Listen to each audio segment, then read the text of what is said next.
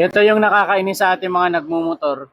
Kapag bihis ka na, kompleto ka na lahat, mag-i-start ka na lang, tapos ayaw mag-start ng motor mo. Kasi nga, low bat.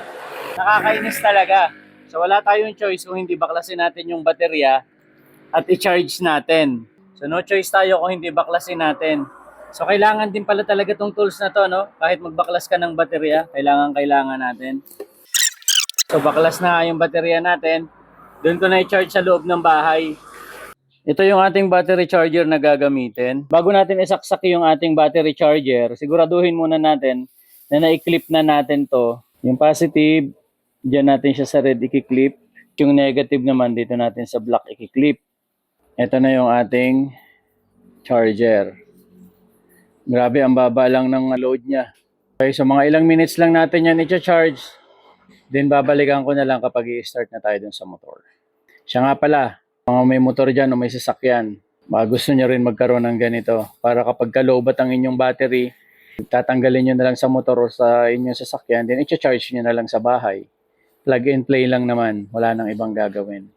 Alright?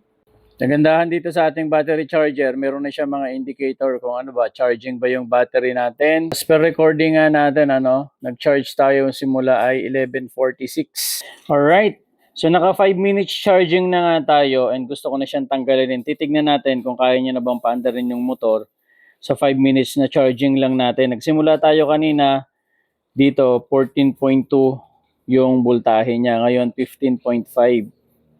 Okay? So, check na natin kung mapapaandar na ba. Alright, so natapos na natin i-charge ito. Babalik na natin ngayon. Here we go.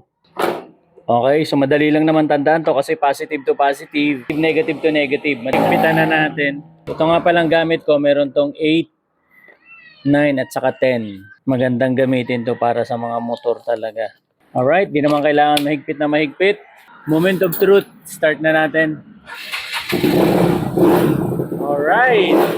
Okay. Andar na tayo ulit. Kaya kung may motor ka o kaya meron kang kotse, kailangan meron ka rin kagaya nitong ginamit ko na battery charger. Napaka-effective kasi kagaya nitong motor ko, wala na siyang kick. Ayan o, kaya chinarge ko siya diretso. Pakamura lang naman ang ganitong battery charger. Hindi ka talaga maaabala kagaya sa akin. 5 minutes ko lang chinarge to. Nabanggit ko kanina, 11:46, sinimulan ko nang i-charge yung battery and 51 lang, tinanggal ko na siya. And ito na ngayon, umaandar na. Alright, let's go! Don't forget to check this out on my yellow basket and this is your Super Dad Finds. We'll see you around.